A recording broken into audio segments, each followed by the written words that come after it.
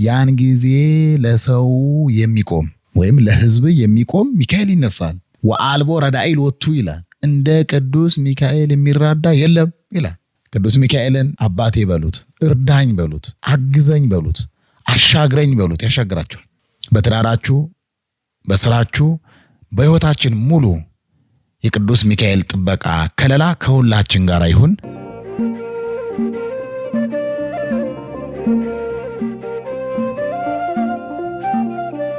በስመ አብ ወወልድ ወመንፈስ ቅዱስ አሐዱ አምላክ አሜን።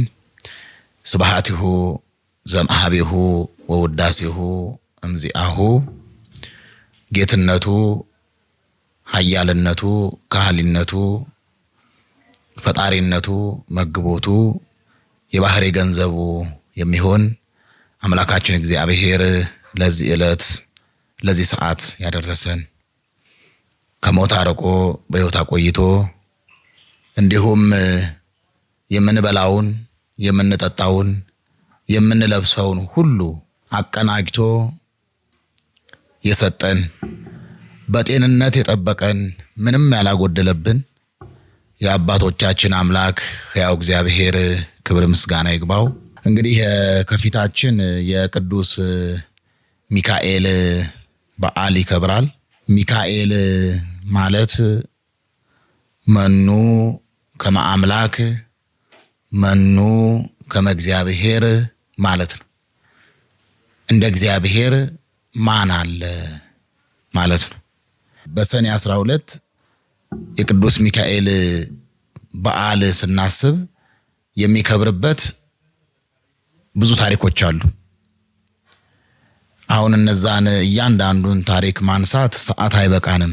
በዓሉ ከሚከብርባቸው ከአበይት ጉዳዮች አንዱን እናነሳና ከበዓሉ የምናገኘውን ጸጋ ክብር እንድንረዳ ይጠቅመን ዘንድ እንነጋገራለን። እንግዲህ ቅዱስ ሚካኤል የመላእክት ሁሉ የሰራዊተ መላእክት ሁሉ የነገደ መላእክት ሁሉ አለቃቸው ነው፣ በኩራቸው ነው፣ መጋቢያቸው ነው። በእግዚአብሔር ዘንድ አሐዜ መንጦላይት የእሳቱን መጋረጃ የሚከፍት የሚዘጋ አቅራቤ ስብሐት ምስጋናን የሚያቀርብ ሰው የጸለየውን ጸሎት ያቀረበውን መስዋዕት የሚያሳርግ በእግዚአብሔር ዘንድ ባለሟልነት በሰው ዘንድ መወደድ በአጋንንት ዘንድ መፈራት ያለው ታላቅ መልአክ ነው። በሰኔ 12 የሚከብርበት ከብዙ ታሪኮቹ አንዱ የባህራንን የሞቱን ደብዳቤ ወደ ሕይወት የቀየረበት ታሪክ ነው። እግዚአብሔርን በሕግ በአምልኮ የሚያመልኩ በሕጉ በትእዛዙ ጸንተው የሚኖሩ በዘመናቸው ሙሉ በቅዱስ ሚካኤል ጸሎትና አሰብቆት ልመና ተማምነው የሚኖሩ በቅዱስ ሚካኤል ጠባቂነት በቅዱስ ሚካኤል ረዳትነት ተከልለው የሚኖሩ ቅዱስ ሚካኤል እንደ ጋሻ ሆኖላቸው የሚኖሩ ባልና ሚስት ነበሩ ይላል ታሪክ። ባሏ ደግ ነው። የቅዱስ ሚካኤልን ዝክር አቋርጦ አያውቅም። በአጭር ቃል ይህ ሰው የቅዱስ ሚካኤልን ስም ሳይጠራ በቅዱስ ሚካኤል ስም ሳይዘክር ማለት የተራበ ሳያበላ የተጠማ ሳያጠጣ አይውልም አያድርም። ውሎ ውሎ ከቤት ኑሮ ኑሮ ከሞት እንደሚባለው ዕለተ ሞቱ ሲደርስ ሚስቱን የቅዱስ ሚካኤልን ዝክር አታቋርጪ፣ ድርሳኑን ማድረስ መልክኡን መድረስ አታቋርጪ ብሏት አደራ ብሏት አረፈ ማለት ነው። ሚስቱ አርግዛ ስለነበረ የመውለጃዋ ቀን ደረሰ። በእግዚአብሔር ምሕረት በእግዚአብሔር ለጋሽነት በእግዚአብሔር አጋዥነት ልጇን በምትወልድበት ጊዜ ቅዱስ ሚካኤል ቀጥታ ቃል በቃል ዝንቱ ወራሲሁ ለዝንቱ ባእል አላት። ምን ማለት ነው? ይህ ብላቴና ይህ የወለድሽው ሕፃን ከጎረቤትሽ ያለ የባለጸጋውን ሀብት የባለጸጋውን ንብረት የሚወርስ ነው። በጠላት ላይ የሚረማመድ ነው። የጠላትን ሀብት የሚወርስ ነው። በጠላቱ ላይ የሚከብር ነው ብሎ ነገራት ማለት ነው። በዚህ ጊዜ ከዚች ሴት አጠገብ አንድ ክፉ ባለጸጋ ጎረቤት ነበራት። ስትወጣ ስትገባ፣ ስታገኝ ስታጣ፣ አለባበሷን፣ አነጋገሯን፣ ሁኔታዋን ሁሉ እያየ የሚመቀኛት ክፉ የሚያስብባት። እግዚአብሔር ከክፉ ምቀኛ ይሰውራችሁ። በእንጀራችሁ ላይ አሸዋ ሊነሰንስ መግባታችሁንና መውጣታችሁን ተመልክቶ እንቅፋት የሚያኖርባችሁ እግዚአብሔር የጠላታችሁ መሳለቂያ አያድርጋችሁ። በጠላታችሁ ላይ ከፍታን ያድላችሁ። በጠላታችሁ ላይ ክብርን ያድላችሁ። በጠላታችሁ ላይ መንፈሳዊ ጉልበትን ያድላችሁ። በጠላታችሁ ላይ ጉልበትን ያድላችሁ። በጠላታችሁ ላይ ድምቀትን ያድላችሁ። በጠላታችሁ ላይ መታደስን፣ ደስታንና ፍቅርን ያድላችሁ። ይቺ ሴት ጎረቤቷ ይመቀኛታል፣ ጠላቷ ነው። ይህንን ነገር ሰማ። ይህን በሰማ ጊዜ ከዛች ሰዓት ጀምሮ ይህንን ብላቴና መግደል ፈለገ ነው ታሪኩ። ይሄ ነው። ወለደች። ጥቂት ወራት ይህ ብላቴና ከእርሷ ጋር ኖረ። ጡቷን አጥብታ፣ እንጀራ ፈትፍታ፣ ወተት አጠጥታ አሳደገችው። ይህ ብላቴና ነፍስ እያወቀ ሲመጣ ልብስ አልብሼ፣ ምግብ መግቤ፣ ትምህርት አስተምሬ ላሳድግልሽ፣ ለአንቺም ደግሞ ወርቅ ብር እሰጥሻለሁ፣ በስጋዊ ነገር ስጋዊ ፍላጎትሽን ሙሉ አሟላለሁ፣ ይህንን ልጅሽን ግን እኔ ላሳድግልሽ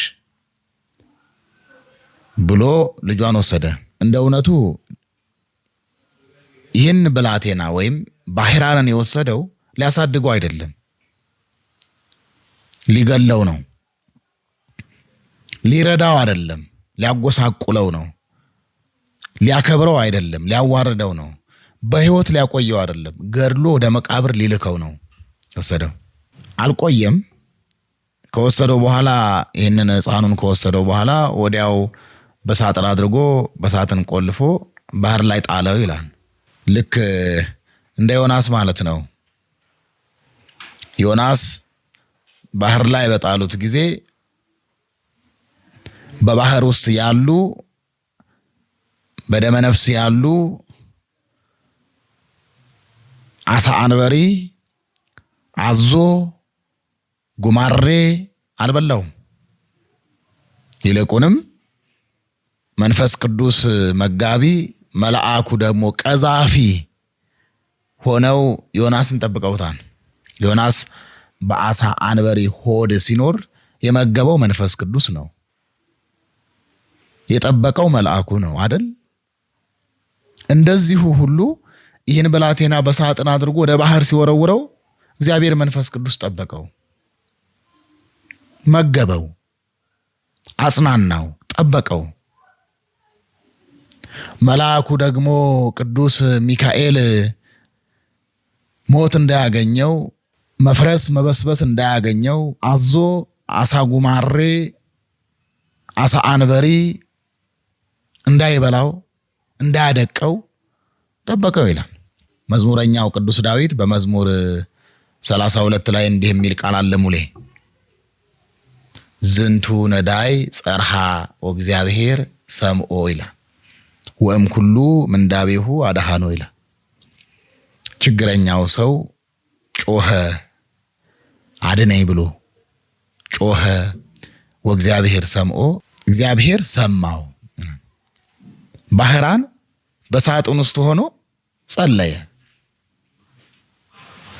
ነገር ባልለመደው አንደበቱ፣ ሐሜት ባልለመደ አንደበቱ፣ ክፋትና ክዳት ሽንገላን ባላወጣበት ባላወረደበት አይምሮ ጸለየ። አቤቱ ከመከራ ስጋ ከመከራ ነፍስ ከሞተ ስጋ ከሞተ ነፍስ አድነኝ ብሎ ጸለየ። የ20 ቀን ያህል ተጓዘ ይላል። የ20 ቀን ያህል ተጓዘ። ከ20 ቀን በኋላ ከባህር ዳር አወጣው ይላል። ከባህሩ ዳር ማዕበል አወጣው። የበጎች እረኛ የተቆለፈ ሳጥን በሩቅ አይቶ ይሄ ምንድነው ብሎ ቀርቦ ይዞ ወደ ቤቱ ሄደ።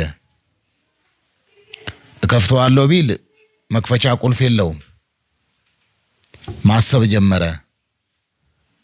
እግዚአብሔር መንፈስ ቅዱስ አነሳስቶት ወደ ባህር ወረደ ይላል።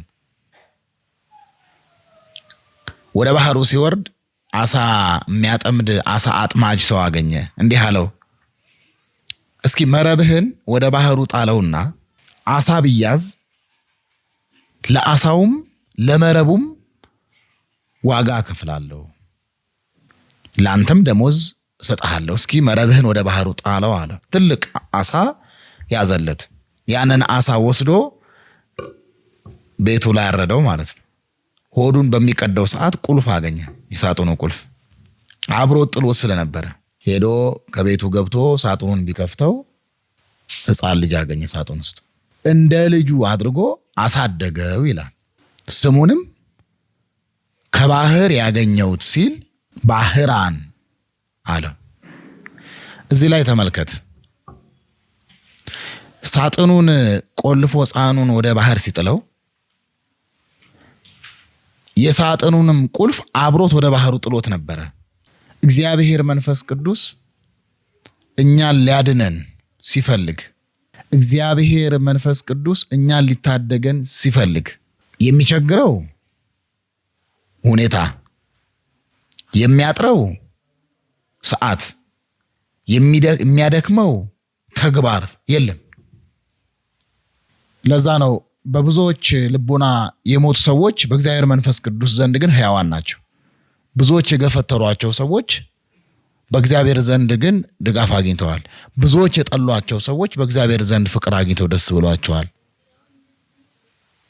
ብዙዎች እንደ መርገም ጨርቅ አሽቀንጥረው የጣሏቸው ሰዎች በእግዚአብሔር በማይለወጥ በማያረጅ ክብር ላይ ተቀምጠዋል።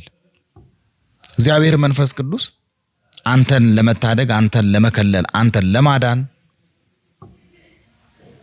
ጊዜም ሁኔታም ቦታም አይገድበውም፣ ምክንያትም የለውም። ያድንሃል። አዳነው ይህንን ብላቴና። በዚህ መልኩ ከበግረኛው ቤት ገባ፣ እንደ ልጁ አድርጎ አሳደገው፣ ስሙን ባህራን አለው አለን እና ከዕለታት አንድ ቀን ባህራንም ከበጎች እረኛው ቤት ከገባ በኋላ እንደ ቤተሰብ እንደ ልጅ ሆኖ በግ እያገደ ከብት እያረባ እርሻ እያረሰ እየወጣ እየወረደ እየታዘዘ አደገ። 20 ዓመት ሆነው፣ ጎረመሰ ማለት ነው። ከ20 ዓመት በኋላ ወደ ባህር የጣለው ሞቱን የተመኘለት ውርደቱን የተመኘለት ሰው ያ ባለጸጋ ማለት ነው። ለጉዳዩ እዛ ሀገር ሄድና ይመሽበታል። ከዚህ ከበጎች እረኛ ቤት ይገባል። ማደሪያ ይኖርሃል ብሎ ይጠይቀዋል። አዎ አለኝ። የዕለት ምግብስ አለ? አዎ አለኝ። ግባ። ለእጁ ውሃ ለእግሩ መታጠቢያ ሰጥተው አንጥፈው ማረፍ ትችላለህ። በእንግዳ ልማድ ሳይጎርልበት አስተናገዱት። በመካከል ግን እጁን ያስታጠበው እግሩንም ያጠበው ይህ ብላቴና ነው። የ20 ዓመቱ ጎረምሳ ባህራን ነው። አየህ፣ አንዳንድ ጊዜ ባዋረዳችሁ ሰው ፊት ትከብራላችሁ፣ በገፈተራችሁ ሰው ፊት ትወደዳላችሁ፣ በናቃችሁ ሰው ፊት ባለሟልነትን ታገኛላችሁ። ክፉን በክፉ አትቃወሙ። እግዚአብሔር የሚከብርበትን ሰው ሁሉ የሚታነጽበትን በጎነትን ብቻ መያዝ ተገቢ ነው። ለሰዎች እንደ ቃላቸው፣ እንደ ድርጊታቸው፣ እንደ አኗኗሯቸው ተመልክተን ለዛ አጻፋ ለመስጠት እንዳንሄድ። ምክንያቱም አምላካችን እግዚአብሔር እንዲህ ይላል፣ በቀል የኔ ነው ብድራትም የኔ ነው ይላል።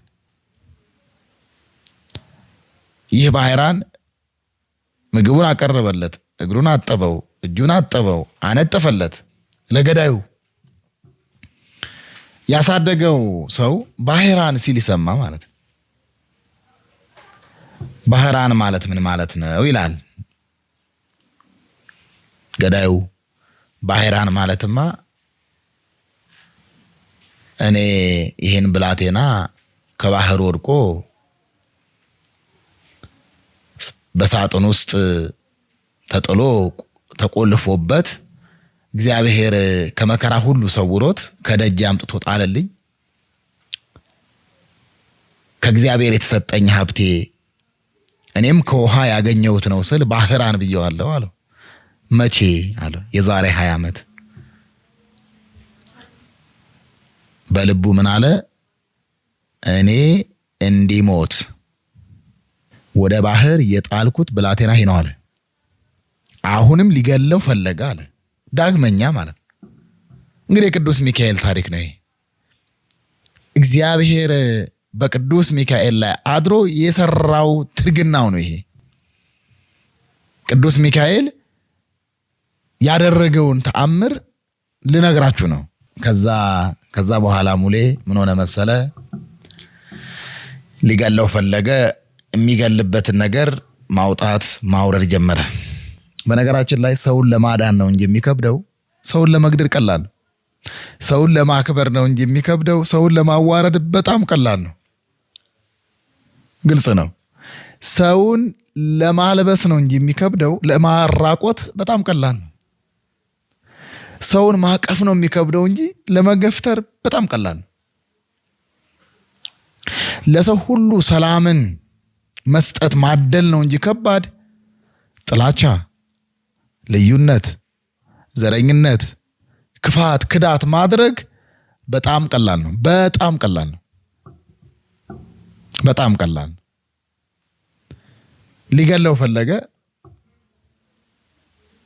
ያሳደገውን ሰው ጠርቶ ይህንን ብላቴና ወደ ቤተሰቤ እንድልከው ፍቀድልኝ አለው። ለአንተም ወርቅና ብር እሰጥሃለሁ አለው።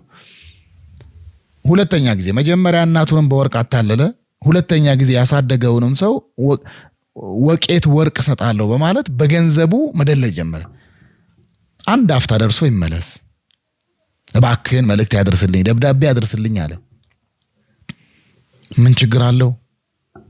ልጅ ነው፣ ወጣት ነው፣ ይታዘዝ ብሎ ጠርቶ ባህራን፣ ይህ ሰው እንግዳ ነው፣ ይህ ሰው እግዚአብሔር ሰው ነው፣ ወደ ቤተሰቡ መልእክት አድርስለት ልጅ ያለው።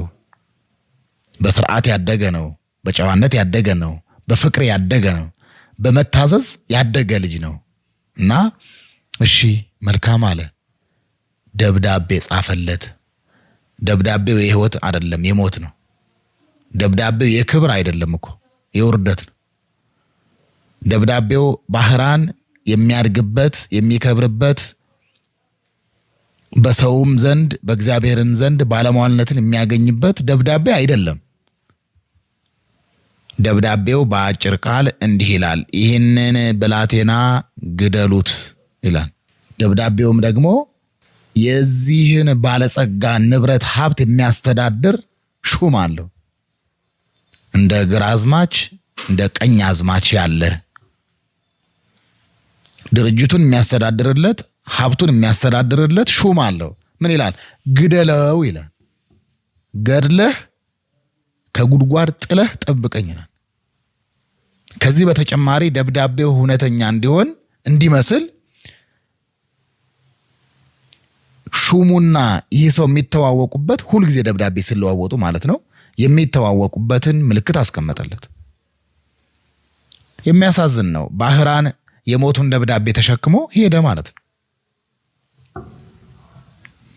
ይሄን ታሪክ ስናወሳ ዳዊት ያስገደለውን ኦርዮን እናወሳለን። ንጉሥ ዳዊት የኦርዮን ሚስት ባባለገ ጊዜ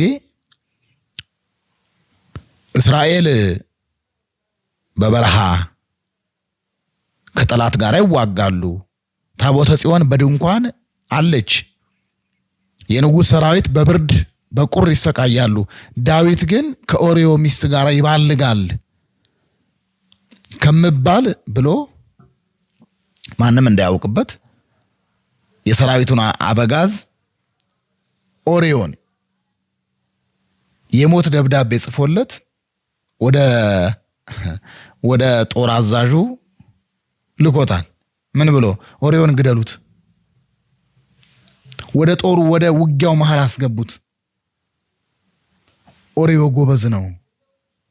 ኦርዮ የውጊያን ስልት ያውቃል። ኦርዮ ፍየል እንዳየ አራስ ነብር ነው። ጦርነት ሲያይ ካሁን አሸንፋለሁ ብሎ ወደ ጦርነቱ ወደ መሃል ሲገባ እናንተ ወደ ኋላ ሽሹ ይሙት የሚል ደብዳቤ ለሰራዊቱ አለቃ ጽፎ ላከለት። ደብዳቤውን ይዞ ሄደው ኦርዮ ነው።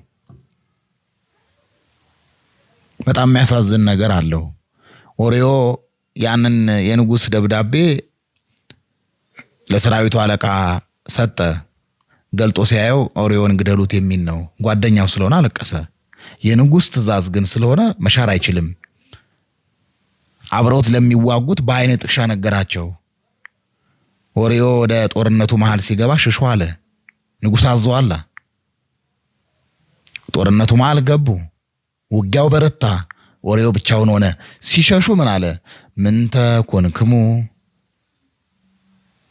ታየነ እስራኤል፣ እናንተ የእስራኤል አበጋዞች ምን ሆናችሁ ነው የምትሸሹት? ምን ሆናችኋል? እያለ ደመ ከልብ ሆኖ ቀረ ይላል። ኦርዮም እንደዛ ነው የሆነው። በነገራችን ላይ ብዙ ሰዎች ወደ ጦርነት መሃል አስገብተው ሊሸሹ የሚፈልጉ አሉ። ኮርኩረው አናግረውን ብዙ ሰዎች በሰዎች ዘንድ የነርሱ ከበሬታ ተጠብቆ እኛ እንድንዋረድላቸው፣ የነርሱ ፍቅር ጸንቶ እኛ እንድንጠላላቸው፣ እነርሱ ጠግበው እኛ እንድንራብላቸው፣ እነርሱ ለብሰው እኛ እንድንራቆትላቸው፣ እኛ የነርሱን ገበና እየሸፈንን እነርሱ ግን እኛን በክፉዎች ዘንድ የሞት አዋጅ እንዲታወጅብን የሚፈልጉ ብዙ ሰዎች አሉ። ኦርዮ የሞቱን ደብዳቤ ይዞ እንደተጓዘ ክርስቶስም የሚሰቀልበትን መስቀል ተሸክሞ ወደ ቀራንዮ አደባባይ እንደወጣ ባህራንም የሞቱን ደብዳቤ ይዞ ጉዞ ጀመረ ነው ታሪኩ። ባህራን አይሞትም። ምክንያቱም የባህራንን የሞቱን ደብዳቤ የሚቀይር ኃይል አለ፣ ብርቱ አለ፣ ገዥ አለ፣ ሁሉን ማድረግ የሚችል አለ። ባህራን አይሞትም። በመዝሙር 33 ላይ እንዲህ የሚል ቃል ታገኛለህ ሙሌ። ይተአየን መልአከ እግዚአብሔር አውዶሙ ለእለ ይፈርህዎ ይላል። ምን ማለት ነው? እግዚአብሔርን በሚፈሩት ሰዎች ዙሪያ የእግዚአብሔር መልአክ ይሰፍራል፣ ይከትማል። እነ ቅዱስ ሚካኤል፣ እነ ቅዱስ ገብርኤል፣ እነ ቅዱስ ሩፋኤል፣ እነ ቅዱስ ኡራኤል፣ እነ ቅዱስ ሳቁኤል፣ እነ ቅዱስ ራጉኤል፣ እነ ቅዱስ አፍኒን፣ ሌሎቹም መላእክት፣ ሰራዊተ መላእክት፣ ነገደ መላእክት ይከትማሉ አለ። እግዚአብሔርን በሚፈሩ ሰዎች ዙሪያ እግዚአብሔርን የሚፈሩ ሰዎች አየ። ሰውን የሚፈሩ አይደለም እኮ ያለው፣ እግዚአብሔርን በሚፈሩ ሰዎች መጽሐፍ ባለው ሕግ ባዘዘው እግዚአብሔርን በሚያመልኩ እግዚአብሔርን በሚፈሩ ሰዎች መካከል የእግዚአብሔር መልአክ ይሰፍራል አለ። ባህራን እግዚአብሔርን የሚፈራ ነው። ስለዚህ እግዚአብሔር መልአክ ከሱ ጋር ነበረ ማለት ነው። ቅዱስ ሚካኤል ከሱ ጋር ነበረ። አይቴ ተሐውር ኦ አዛል አለ። አንተ ጎረምሳ ወዴት ትሄዳለህ? ወዴት እየሄድክ ነው አለው። እንዲህ ብሎ ነገረው። አርአየኒ ያለው በእጅ ያዝከው ነገር አሳየኝ አለው። ንጉሥ የላከው ደብዳቤ ለማንም አይታይም፣ ነገሩ ግን እንዲህ ነው ብሎ አስረዳ። እፍ አለበት ይላል። ቅዱስ ሚካኤል እፍ ባለበት ጊዜ የሞቱ ደብዳቤ ወደ ሕይወት ቀየረው። የውርደቱን ደብዳቤ ወደ ክብር ቀየረው። የሐሳሩን ደብዳቤ ወደ ልዕልና ቀየረው። ምን ይላል? ግደሉት፣ ግደለው፣ ገድለህ በመቃብር ጣለው የሚለውን ጽሑፍ ቅዱስ ሚካኤል ለውጦ እኔ ዘገያለሁ፣ ይህን ብላቴና ወጣት ልጄን ድራችሁ ሀብቴን ንብረቴን አውርሳችሁ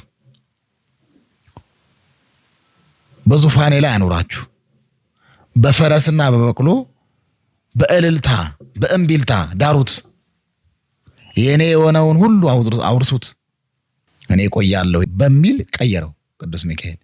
ልጁ ደረሰ። የዚህ ባለጸጋ ሹም አየው፣ ምልክቱንም ተመለከተ።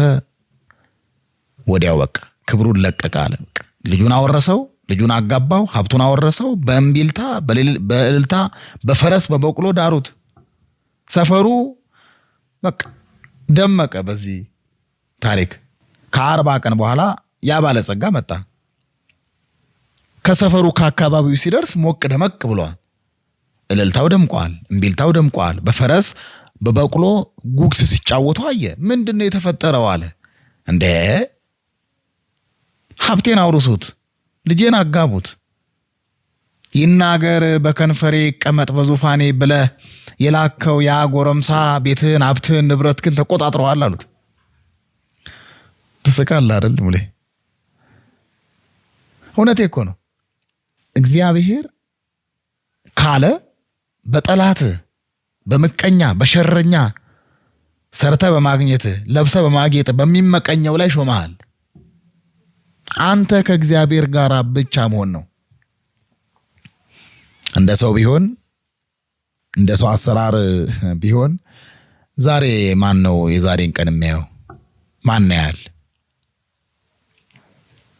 ለዛ ነው ነብዩ ያልጠፋ ነው ከእግዚአብሔር ምሕረት የተነሳ ነው ያለው። ለዛ ነው ሁልጊዜ ከእንቅልፋችሁ ስትነሱ ይህንን አስቡ። የሞተ አይጥ የሚገንዙብን አሉ። ብዙ ሰዎች እኮ አህያ ገንዘው የሚጥሉ አሉ። ብዙ ሰዎች እኮ የበሰበሰ እንቁላል የሚጥሉ አሉ። ብዙ ሰዎች እኮ ድመት ገንዘው በራሳቸው ላይ አዙረው የሚጥሉ አሉ። እኛ ግን አልጠፋንም። ያልጠፋ ነው ከእግዚአብሔር ምሕረት የተነሳ ነው። የከበር ነው ከእግዚአብሔር የተነሳ ነው። ደስታችን፣ ሰላማችን ከእግዚአብሔር ምሕረት የተነሳ ነው። በሰዎች ዘንድ የተወረወረውን ቀስት መልሶ በዛ እንድንከብርበት ያደረገው እግዚአብሔር ነው። በዚህ ሰዓት እኮ የሞቱን ደብዳቤ ያልተሸከመ የለም። እግዚአብሔር ግን በሕይወት ቀየረለት። ሙሌኔ በግልጽ ልንገር፣ አንተ የምትበላውን እንጀራ ለምን በላ የሚልሃል? ስትለብስ፣ ስትወጣ፣ ስትገባ፣ ስትሰራ ደስ የማይለው አለ። ሰይጣን ያደረበት ክፉ ጨካኝ ሰው አለ። ከሰይጣን ተንኮል፣ ከምቀኛ፣ ከሸረኛ፣ ካሉባልተኛ ደግሞ ሞት የሰወረ እግዚአብሔር ነው። ለዛ ነው አባቶቻችን ሰለስቱ ምዕት የጥርጥር የሌለበት የሃይማኖታቸውን ነገር ተናግረው ሲደመድሙ ክፉ ሰዎች ከመከሩት ምክር ከሰይጣን ጠላትነት ያድነን ብለው ዘጉ ማለት ነው። የባህራን ታሪክ ተለወጠ። እምቢልታው እልልታው አይቶ ንጉሱ ይሄ ባለጸጋው ምንድነው አለ። እንዲህ ደንገጸ ሶቤሃ ወወድቀ እንፈረሱ ወሞተ ይላል። ወዲያው ደንግጦ ከፈረሱ ወድቆ ሞተ ይላል። ደም ግፊቱ ጨመረ ማለት ነው። ከበረ፣ ባህራን ከበረ። ሞት የታወጀበት ሕይወት፣ ውርደት የታወጀበት ክብር፣ ሐሳር የታወጀበት ክብር፣ መራቆት የታወጀበት ባማረው ላንሳ፣ በመቃብር ፈርሶ በስብሶ እንዲቀር የታወጀበት ከመቃብር በአፋ በደስታ በዙፋን ሲያየው ደንግጦ ከፈረሱ ወድቆ ሞተ አለ። ትንቢተ ዳንኤል ምዕራፍ 12 ላይ እንዲህ ይላል፣ ወይእተ አሚረ ይትነሳ ሚካኤል መልአክ አብይ ዘይቀውም ለሕዝብከ ይላል። ያን ጊዜ ለሰው የሚቆም ወይም ለሕዝብ የሚቆም ሚካኤል ይነሳል። ወአልቦ ረዳኢ ሎቱ ይላል። እንደ ቅዱስ ሚካኤል የሚራዳ የለም ይላል። እንደ ቅዱስ ሚካኤል የሚራዳ የለም። ቅዱስ ሚካኤልን አባቴ በሉት፣ እርዳኝ በሉት፣ አግዘኝ በሉት፣ አሻግረኝ በሉት፣ ያሻግራቸዋል። ቅዱስ ሚካኤል እስራኤልን ቀን በደመና ሌሊት በብርሃነ እሳት አድርጎ ጠላትን ድባቅ እየመቱ እንዲሻገሩ ያደረገው ቅዱስ ሚካኤል ነው። በትዳራችሁ፣ በስራችሁ፣ በሕይወታችን ሙሉ የቅዱስ ሚካኤል ጥበቃ ከለላ ከሁላችን ጋር ይሁን። አመሰግናለሁ።